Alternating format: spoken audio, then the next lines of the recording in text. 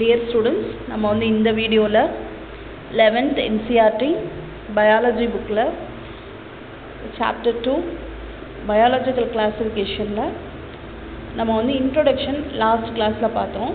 So next வந்து kingdom மொனேராலேருந்து நம்ம வந்து பார்க்கணும், பேஜ் நம்பர் 18. ஸோ அதுக்கு முன்னாடி அந்த சாப்டர் நம்ம போகிறது, அந்த டாபிக் வந்து நம்ம போகிறதுக்கு முன்னாடி இன்னொரு இன்ஃபர்மேஷன் கொடுக்க வேண்டியிருக்கு. ஸோ அதையும் நம்ம வந்து பார்த்துடலாம். ஃபஸ்ட்டு வந்து 2 கிங்டம் கிளாஸிஃபிகேஷனை லினேயஸ் வந்து ஸ்டார்ட் பண்ணாங்கன்னு ஃபஸ்ட்டு சாப்டரில் பார்த்தோம். நெக்ஸ்ட்டு வந்து பார்த்தீங்க அப்படின்னு சொன்னால் 5 கிங்டம் கிளாஸிஃபிகேஷனை ஆர்ஹெச் விட்டேக்கர் வந்து கொடுத்தாங்க அப்படின்னு சொல்லி பார்த்தோம். நெக்ஸ்ட்டு வந்து கார்ல் ஊயிஸ் அப்படிங்கிறவங்க வந்து என்ன பண்ணாங்க அப்படின்னா 6 கிங்டம் கிளாஸிஃபிகேஷனை வந்து ப்ரப்போஸ் பண்ணாங்க. ஸோ அந்த கிளாஸிஃபிகேஷனை வச்சு தான் நமக்கு இப்போது என்சிஆர்டி புக்லையுமே நமக்கு வந்து கொடுத்துருக்காங்க. ஸோ 6 கிங்டம் கிளாஸிஃபிகேஷனை பற்றி ஒரு சின்ன இன்ட்ரொடக்ஷன் கொடுத்துட்டு நெக்ஸ்ட்டு போனால் உங்களுக்கு கொஞ்சம் புரியும். ஸோ வந்து 6 கிங்டம் கிளாஸிஃபிகேஷன் அப்படின்னா என்னென்னா 3 டொமைனாக பிரிச்சுருக்காங்க. அதாவது சின்ன சேஞ்சஸ் தான். கிங்டம் மொனேராவை வந்து 2 டொமைனாக பிரிச்சுட்டு 3வது டொமைனில் வந்து மற்ற 4 கிங்டமையும் வச்சுட்டாங்க. இப்போ வந்து ஃபஸ்ட்டு டொமைன் வந்து ஆர்கிபாக்டீரியா ஆர் ஆர்கியா. ஒன்று ஆர்கிபாக்டீரியான்னு சொல்லுவாங்க, இல்லைனா ஆர்கியான்னு சொல்லுவாங்க. ஸோ இதில் வந்து கிங்டம் ஆர்கியான்னு சொல்லி வச்சுட்டாங்க. கிங்டம் மொனேராவை 2ஆக பிரித்து கிங்டம் ஆர்கியா ஆர்கிபாக்டீரியா அப்படின்னு வச்சுட்டாங்க. ஸோ இந்த இதில் வந்து எந்த மாதிரியான பாக்டீரியாஸ் வந்து வச்சுருப்பாங்க அப்படின்னா, அதாவது எக்ஸ்ட்ரீம் கண்டிஷனில் வாழ்கிற எல்லா பாக்டீரியாவையும் தனி கிங்டம் கொடுத்து வச்சுட்டாங்க, ஆர்கிபாக்டீரியா அப்படின்னு சொல்லிட்டு. ஸோ இந்த ஆர்கிபாக்டீரியாவில் வந்து எப்படின்னா ஹை சால்ட்டி கண்டிஷனில், அதாவது ஹாலோஃபைட்ஸ் அப்படின்னு சொல்லுவாங்க, அந்த பாக்டீரியாஸ். அதுக்கப்புறம் வந்து ரொம்ப கோல்டு கண்டிஷனில் இருக்கிற பாக்டீரியாஸ். அதுக்கப்புறம் வந்து ரொம்ப ஹாட் ஸ்ப்ரிங்ஸில் வாழ்கிற பாக்டீரியாஸ். அதை எல்லாத்தையுமே வந்து என்ன பண்ணிட்டாங்கன்னா ஆர்கிபாக்டீரியா ஆர் ஆர்கியா அப்படிங்கிற டொமைனில் வச்சுட்டாங்க. செகண்டு பார்த்திங்கன்னா யூபாக்டீரியா ஆர் பாக்டீரியா. அந்த டொமைனில் வந்து என்ன பண்ணிட்டாங்கன்னா நார்மலாக நம்மளோட சர்வே பண்ணோம் இல்லையா, எல்லா லிவிங் திங்ஸோடையும் சேர்ந்து சர்வே பண்ணுற அந்த பாக்டீரியாவை வந்து என்ன பண்ணிட்டாங்க அப்படின்னா யூபாக்டீரியா ஆர் பாக்டீரியா அந்த டொமைனில் வந்து வச்சுட்டாங்க. நெக்ஸ்ட் வந்து யூகேரியா அப்படின்னா EUKAROA, யூகேரியா ஆர் யூகேரியேட்டா அந்த டொமைனில் வந்து என்ன பண்ணிட்டாங்கன்னா kingdom Protista, kingdom fungi, kingdom Plantae, kingdom Animalia. So அந்த 4 கிங்டமையும் வச்சுட்டாங்க. இப்போ யூகேரியா அப்படின்னா வந்து யூகேரியாட்ஸ் எல்லாத்தையும் கொண்டு வந்து யூகேரியா அப்படிங்கிற டொமைனில் வச்சுட்டாங்க. கிங்டம் மொனேராவை 2ஆக பிரித்து ஆர்கிபாக்டீரியா இல்லைன்னா ஆர்கியா அந்த டொமைனில் என்ன பண்ணிட்டாங்க, எக்ஸ்ட்ரீம் கண்டிஷனில் வாழ்கிற எல்லா பாக்டீரியாவையும் தனியாக ஒரு கிங்டம் நேம் கொடுத்து ஆர்கியா அப்படிங்கிற கிங்டம் நேம் கொடுத்து தனியாக வச்சுட்டாங்க. நார்மலாக எல்லா லைஃப் ஃபார்ம்ஸோட நார்மலாக வந்து சர்வே பண்ணுற அந்த பாக்டீரியாவை கிங்டம் பாக்டீரியா ஆர் யூபாக்டீரியா அப்படிங்கிற டொமைனில் தனியாக பிரித்து வச்சுட்டாங்க. ஸோ இப்போ வந்து kingdom bacteria, kingdom archaea, kingdom Protista, kingdom fungi, kingdom Plantae, kingdom Animalia. So 6 kingdoms வந்து இருக்கு இல்லையா, அதனால் 6 கிங்டம் கிளாஸிஃபிகேஷன். இதை வந்து கொடுத்தவங்க வந்து கார்ல் ஊயிஸ். ஸோ இது வந்து தெரியணும். இதை பேஸ் பண்ணி தான் நமக்கு வந்து இப்போ வந்து லேட்டஸ்ட்டாக என்ன பண்ணியிருக்காங்க அப்படின்னா இந்த கிளாஸிஃபிகேஷனை வச்சு தான் நம்ம என்சிஆர்டி புக்கில் வந்து இப்போ வந்து சொல்லியிருக்காங்க. ஸோ வந்து லேட்டஸ்ட் கிளாஸிஃபிகேஷன் 6 கிங்டம் கிளாஸிஃபிகேஷன் தான். ஸோ இதை வந்து உங்களுக்கு ஒரு இன்ட்ரொடக்ஷன் கொடுக்குறதுக்காக இதை வந்து நான் சொல்லியிருக்கேன். கிங்டம் மொனேரா, இதில் வந்து நம்ம வந்து பாக்டீரியாஸ் பற்றி தான் பார்க்க போகிறோம். மொனேரா எல்லாமே பாக்டீரியாஸ் தான் வந்து சொல்லியிருக்காங்க. பாக்டீரியாஸ்க்குன்னு ஒரு தனி கிங்டம் கொடுத்து வச்சுருக்காங்கன்னா அது வந்து மொனேரா கிங்டம் தான். இது வந்து என்னென்னா நிறைய மைக்ரோ ஆர்கானிசம்ஸ் வந்து இருக்குது இந்த வேர்ல்டு வைடாக நம்ம வந்து பார்க்குறப்போ அது வந்து இல்லாத இடமே இல்லை அப்படின்னு சொல்லலாம். இப்போ வந்து ஒரு கைப்பிடி நீங்கள் வந்து மண் எடுத்திங்கன்னா அதில் வந்து ஹண்ட்ரட்ஸ் ஆஃப் பாக்டீரியா வந்து ப்ரெசென்ட் ஆகிருக்கும் அப்படின்னு சொல்கிறாங்க. இதனால் வந்து எக்ஸ்ட்ரீம் ஹேபிட்டட்ஸ்லேயும் இதால் வாழ முடியும். அதாவது வெப்ப நீர் உமிழ்நீர் ஊற்றுக்கள் அதில் கூட வந்து அதால் வந்து வாழ முடியும். அதுக்கப்புறம் பாலைவனத்தில், அதுக்கப்புறம் வந்து கடுமையான குளிர் உள்ள ஸ்னோ கண்டிஷன் உள்ள தன்மையில் இருக்கிற இடம், அதுக்கப்புறம் வந்து ஆழமான கடல், அதுக்கப்புறம் வந்து அந்த மாதிரி இருக்கிற இடங்களில் எல்லாமே சர்வே பண்ண முடியும். அதாவது மைக்ரோ ஆர்கானிசம்லேயே அந்த கொஞ்சம் கம்மியான அளவுள்ள ஆர்கானிசம்ஸ் எல்லாமே அங்கே இந்த மாதிரி எக்ஸ்ட்ரீம் கண்டிஷன் ஹேபிட்டட்ஸ் இருக்கிற இடத்துல வாழ முடியும் அப்படி சொல்கிறாங்க. நெக்ஸ்ட் வந்து ஒரு சைடு பார்த்தா இது வந்து பேரசைட்ஸ் மாதிரி பிஹேவ் பண்ணோம் அப்படி சொல்கிறாங்க. ஏன்னா மனுஷருக்கு உள்ளேயும் இருக்கும் மனுஷருடைய கட்டு. இப்போ ஈக்குவலைலாம் பார்த்தீங்கன்னா மனுஷருடைய கட்டில் தான் மனுஷங்களுடைய கட்டில் வந்து இருக்கும். அதே மாதிரி கவ்வோட கட்லேயும் வந்து இருக்கும். ஸோ அது வந்து பின்னாடி கிளாஸில் பார்க்கலாம், நம்ம இப்போ நடக்கிறப்ப பார்க்கலாம். ஸோ இது வந்து பார்த்திங்கன்னா பேரசைட்டும் பார்த்திங்கன்னா ஏதாவது ஒரு ஹோஸ்ட்டை நம்பி தான் இருக்கும். ஸோ வந்து இது வந்து என்ன சொல்கிறாங்கன்னா பேரசைட் மாதிரி இது வந்து ஆக்ட் பண்ணுது அப்படி சொல்கிறாங்க. நெக்ஸ்ட் வந்து பாக்டீரியாவோட ஷேப்பை வச்சு என்ன பண்ணுறாங்கன்னா 4ஆக வந்து பிரிக்கிறாங்க. ஒன்று வந்து ஸ்பெரிக்கல் ஷேப், அதை வந்து காக்கைன் அப்படி சொல்கிறாங்க. இப்போ வந்து ப்ளூரலில் சொல்கிறப்ப காக்கை அப்படி சொல்லுவாங்க. சிங்குலராக சொல்கிறப்ப ஸ்பைரல் காக்கஸ். அதாவது எக்ஸாம்பிள் பார்த்தீங்கன்னா ஸ்ட்ரெப்டோகாக்கை, ஸ்டெஃபைலோகாக்கை அதை சொல்லுவாங்க. நெக்ஸ்ட் வந்து ராட் ஷேப்டு பேசிலஸ் அப்படி சொல்லுவாங்க. இப்போ ராட் ஷேப்டு பேசிலஸ் அப்படின்னு பார்த்தீங்கன்னா என்னென்னா ராட் ஷேப்டு அப்படின்னா குச்சி வடிவமுடைய பாக்டீரியாஸ், அதை தான் வந்து பேசிலஸ் அப்படி சொல்லுவாங்க. இதே இந்த ப்ளூரலில் சொல்கிறப்போ பேசிலை. இன்னொன்று கமா ஷேப்டு, அது வந்து கமா ஷேப்டு பாக்டீரியா பார்த்தீங்கன்னா விப்ரியோ காலரே அப்படி சொல்லுவாங்க. இது வந்து காலராவை வந்து காஸ் பண்ணுற ஒரு ஆர்கானிசம். ப்ளூரலில் சொல்கிறப்ப விப்ரியோ அப்படி சொல்லுவாங்க. இன்னொன்று வந்து சுருண்டு இருக்கும், அந்த மாதிரி இருக்கிற ஸ்பைரலாக இருக்கும். ஸோ அதை வந்து ஸ்பைரில்லம் அப்படி சொல்கிறாங்க. ப்ளூரலில் சொல்கிறப்போ ஸ்பைரில்லா அப்படி சொல்லுவாங்க. இந்த கீழே இருக்குல்லையா இந்த பிக்சர்ஸ் எல்லாமே பாருங்கள். இந்த பிக்சர்ஸ் எல்லாமே வந்து பாக்டீரியாவோட ஷேப்பை வந்து இது வந்து காக்கை, இது வந்து பேசிலை, இது வந்து ஸ்பைரில்லா, இது வந்து விப்ரியோ. ஓகேவா? கமா ஷேப்பில் இருக்கா? ஸோ இது வந்து விப்ரியோ, இது வந்து ஃப்ளாஜெல்லம். இங்கே இருக்கிற இந்த ஹேர் லைக் ஸ்ட்ரக்சருக்கு பேர் ஃப்ளாஜெல்லம். இதில் வந்து ஸ்போர் இருக்கும், பாக்டீரியாவுடைய ஸ்போர் இருக்கும். இது வந்து என்னென்னா இதோட ரீப்ரொடக்ஷன் டைமிங்கில் அது வந்து தேவைப்படுற அந்த ஒரு ஸ்போர்ஸ் வந்து இது பண்ணுறது.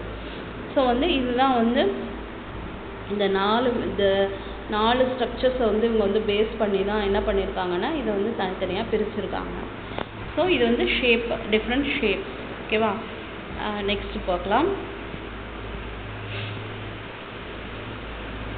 அதாவது பாக்டீரியல் ஸ்ட்ரக்சர்ஸ் வந்து ரொம்ப சிம்பிளாக இருந்தாலும் அதோட பிஹேவியர் வந்து ரொம்ப காம்ப்ளெக்ஸாக இருக்கும் அப்படி சொல்கிறாங்க. ஆனால் ஒரு சில பாக்டீரியாஸ் வந்து நன்மைகளையே செஞ்சாலும் ஏன்னா ஒரு சிலது வந்து இந்த பியர்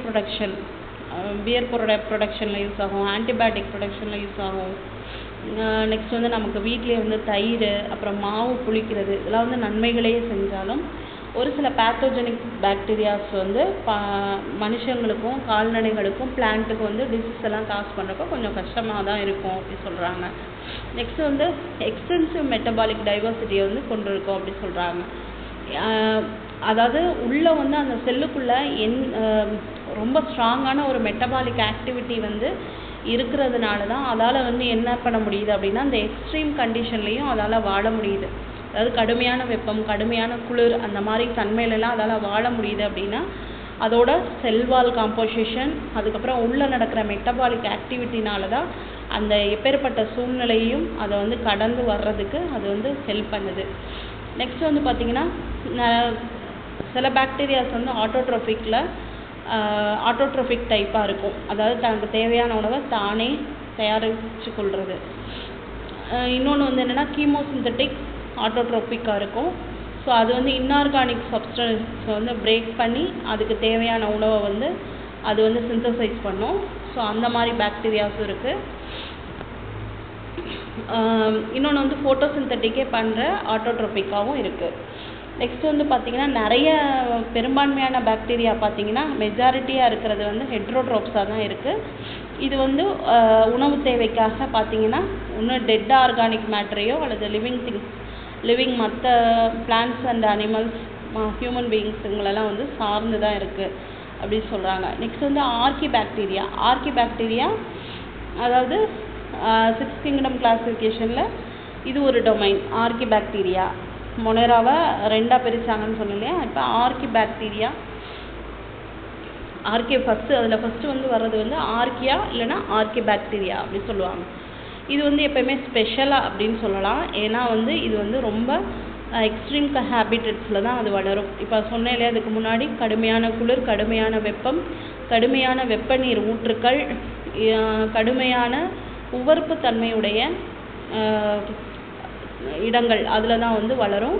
அந்த உவர்ப்பு தன்மையுடைய இடங்களில் வளர்கிற அந்த பாக்டீரியாவை ஹாலோஃபைல்ஸ் அப்படின்னு சொல்லுவாங்க. ஹாலோனா உப்பு, ஃபைல்ஸ்னால் லவ்விங் ஆர் லைக் அப்படி சொல்லுவாங்க.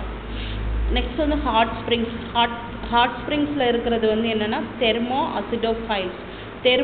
இதை வந்து எப்படி பிரிக்கலாம்னா, தெர்மோனா ஹீட்டு, அசிடோனா அசிட்டிக் தன்மையுடைய இடம். நெக்ஸ்ட் வந்து அதை வந்து விரும்புகிறது, ஃபைல்ஸ்னால் விரும்புகிறது. ஸோ தெர்மோ அசிடோஃபைல்ஸ் அந்த பாக்டீரியாவுக்கு பேர். நெக்ஸ்ட் வந்து மர்ஷி ஏரியாஸ்னால் சகதி, ஒரு மாதிரி தண்ணியில் வந்து ஒரு மாதிரி சகதி மாதிரி இருக்கும் இல்லையா, அந்த இடத்துல வந்து வாழ்கிற பாக்டீரியாஸ் வந்து மெத்தனோஜன்ஸ் அப்படின்னு சொல்லுவாங்க. ஆர்கிபாக்டீரியா வந்து எப்பயுமே நார்மலாக இருக்கிற பாக்டீரியாவோட செல்வாலை விட பார்த்திங்கன்னா ஆர்கிபாக்டீரியாவோட செல்வால் வந்து ரொம்ப ஒரு ஸ்பெஷலாக இருக்கும். இது வந்து எதுக்குன்னா அந்த எக்ஸ்ட்ரீம் கண்டிஷனில் அது சர்வே பண்ணி வாழ்கிறதுக்கு தகுந்த மாதிரி நல்லா வந்து திக்காக இருக்கும். ஸோ மெத்தனோஜன்ஸ் வந்து எதில் ப்ரெசென்ட் ஆகிருக்குன்னா ரூமினன்ட் அனிமல்ஸ்னால் இந்த கவ், பஃபல்லோ, ஆடு இந்த மாதிரி இருக்குல்லையா, இதில் வந்து ப்ரெசென்ட் ஆகிருக்கும். ஏன் இது வந்து ப்ரெசென்ட் ஆகிருக்கு அப்படின்னா அது வந்து பச்சை புல் இந்த மாதிரி வந்து சாப்பிடுது. ஸோ வந்து அப்போ அந்த பச்சை புல்லில் என்ன இருக்கும் அப்படின்னா பிளான்ட்டில் எப்போயுமே செல்லுலோஸ் அப்படிங்கிற ஒரு ஸ்ட்ரக்சர் இருக்கும் இல்லையா, நம்ம 5 கிங்டம் கிளாசிஃபிகேஷனில் பார்த்துருப்போம். அந்த செல்லுலோஸை வந்து நொதிக்க வச்சு அதை வந்து செரிக்க வைக்கிற தன்மையுடைய அந்த என்சைம் செல்லுலேஸ் அப்படிங்கிற என்சைம் வந்து இந்த மெத்தனோஜன்ஸ் கிட்ட தான் இருக்குது. ஸோ அதனால் இது வந்து கவ், பஃபலோவோட கட்டில் வந்து இது வந்து இந்த மெத்தனோஜன்ஸ் வந்து நம்ம வந்து பார்க்கலாம். இதோட இந்த மாட்டு சாணி இருக்கு இல்லையா, கவுடங்கில் வந்து என்ன இருக்கும், இந்த மெத்தனோஜன்ஸ் வந்து ப்ரெசென்ட் ஆகிருக்கும். அதனால தான் இதில் வந்து பயோகேஸ், மீத்தேன் கேஸ் வந்து இதில் வந்து தயாரிக்கிறாங்க. ஸோ அதை தான் போட்டிருக்காங்க. நெக்ஸ்ட் வந்து யூபாக்டீரியாவில் வந்து பார்த்திங்கன்னா இதை வந்து ட்ரூ பாக்டீரியா அப்படின்னு சொல்லுவாங்க. அதாவது 1000s different variety of eubacteria வந்து இருக்குது. இதை வந்து என்ன சொல்லுவாங்க, இதுக்கு இன்னொரு நேம் என்ன அப்படின்னு பார்த்தீங்கன்னா யூபாக்டீரியா ஆர் ட்ரூ பாக்டீரியா. இதுக்கு இன்னொரு நேம் வந்து யூபாக்டீரியா ஆர் ட்ரூ பாக்டீரியா. இதெல்லாம் வந்து இம்பார்ட்டன்ட் தான். நெக்ஸ்ட் வந்து பார்த்திங்கன்னா இதுக்கு வந்து திக்கான ரிஜிட் செல்வால் இருக்கும்.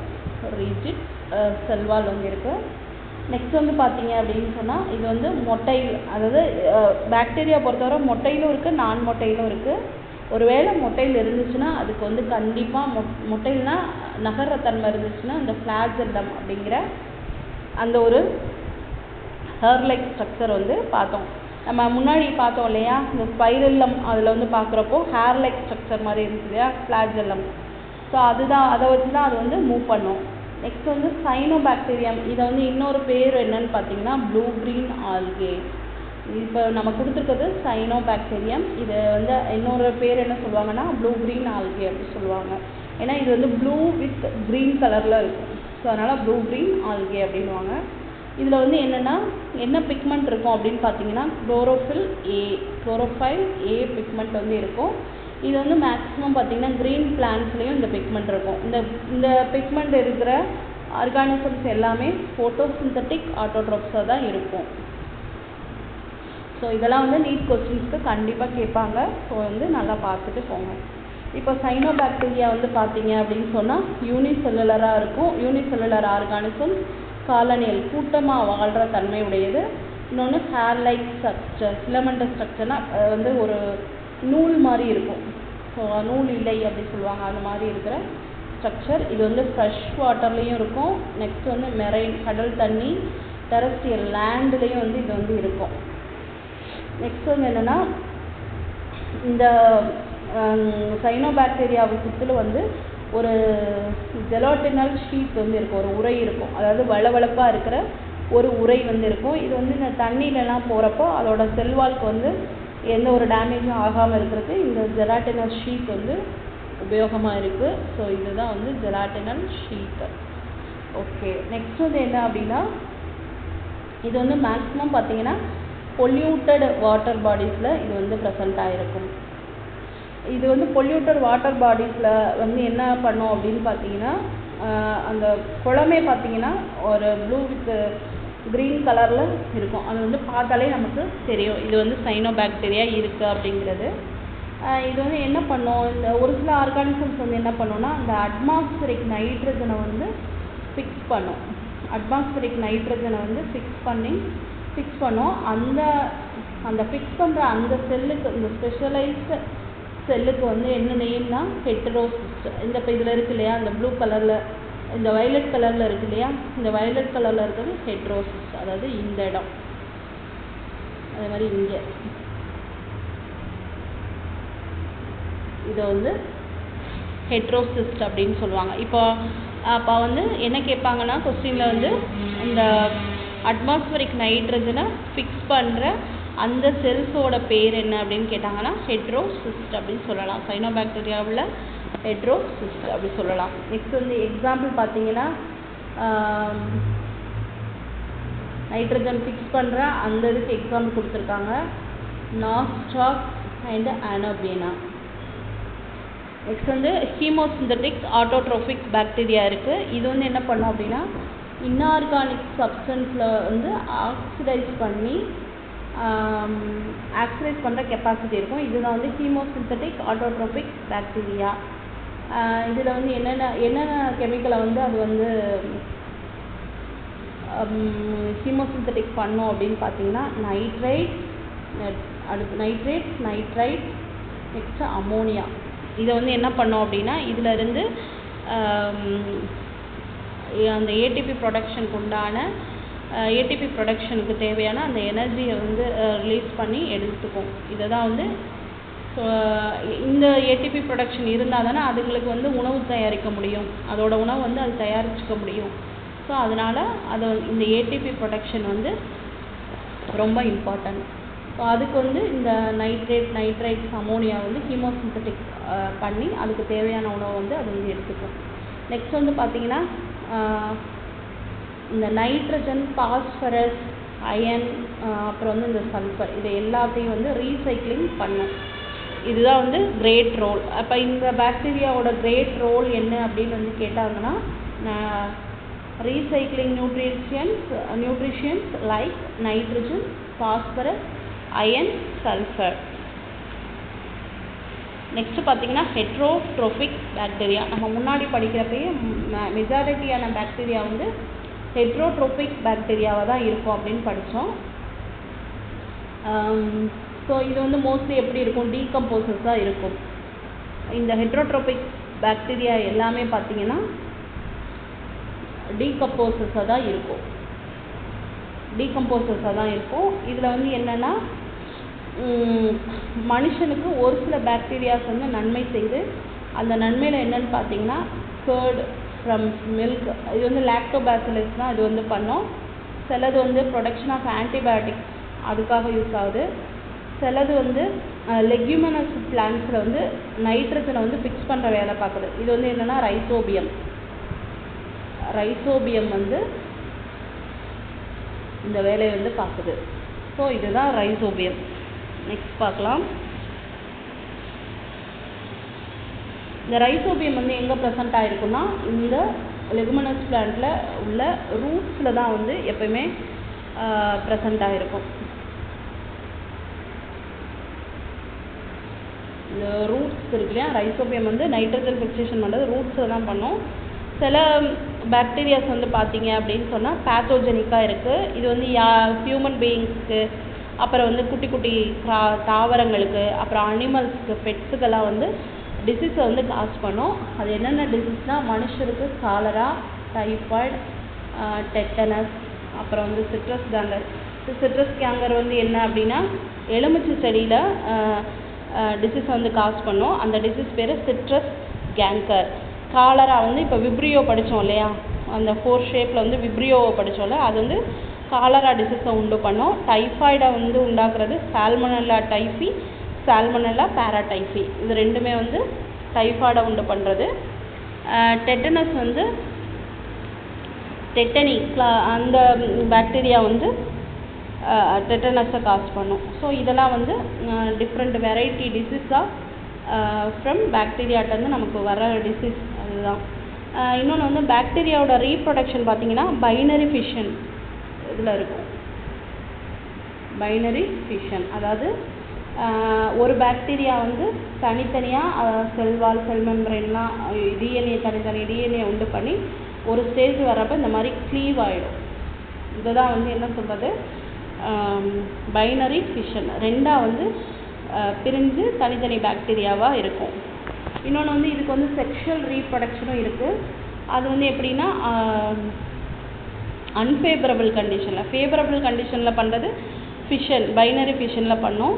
அன்ஃபேவரபிள் கண்டிஷனில் பார்த்தீங்க அப்படின்னா ஸ்போர்ஸை வந்து ப்ரொடியூஸ் பண்ணி ஒரு டிஎன்ஏ வந்து ஒரு பாக்டீரியாவிலேருந்து இன்னொரு பாக்டீரியாவுக்கு வந்து ட்ரான்ஸ்ஃபர் ஆகி அது மூலியமாக வந்து ரீப்ரொடக்ஷன் நடக்கிறது.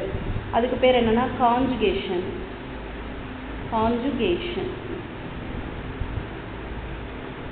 காஞ்சுகேஷன் மெத்தடில் அது வந்து நடக்கும். நெக்ஸ்ட் வந்து மைக்கோபிளாஸ்மா வந்து என்ன அப்படின்னா இதில் வந்து செல்வால் இருக்காது, ஆப்சன்ட். செல்வால் வந்து ஆப்சண்ட்டாக இருக்கும். இன்னொன்று வந்து ஸ்மாலஸ்ட் லிவிங் செல்ஸ் இது. இன்னொன்று வந்து என்னென்னா ஆக்சிஜன் இல்லாமல் சர்வே பண்ணுற ஒரு பாக்டீரியா. மைக்கோபிளாஸ்மா வந்து மோஸ்ட்லி பார்த்திங்கன்னா பேத்தோஜெனிக், அனிமல்ஸுக்கும் பிளான்ட்ஸுக்கும் நோயை உண்டாக்குற தன்மை உடைய பாக்டீரியா. ஸோ வந்து இருக்கிறதுலே வந்து ஸ்மாலஸ்ட் பாக்டீரியா என்னன்னு கேட்டால் மைக்கோபிளாஸ்மா. இதுக்கு வந்து செல்வால் இருக்காது. நெக்ஸ்ட் வந்து ஆனோரோபிக் கண்டிஷன், வித்தவுட் ஆக்சிஜன் இல்லாமல் தான் இது வந்து வளரும். மேக்ஸிமம் மைக்கோபிளாஸ்மா வந்து பார்த்திங்கன்னா பேத்தோஜெனிக்காக இருக்கும் அனிமல்ஸுக்கும் பிளான்ட்ஸுக்கும். ஸோ இவ்வளோ தான் ஸ்டூடெண்ட்ஸ். இப்போ கிங்டம் மொனேராவில் வந்து இவ்வளோ தான் நம்ம வந்து பார்த்துருக்கோம். நெக்ஸ்ட்டு கிங்டம் வந்து நெக்ஸ்ட் கிளாஸில் நம்ம வந்து பார்க்கலாம். Thank you students. தேங்க்யூ ஃபார் வாட்சிங்.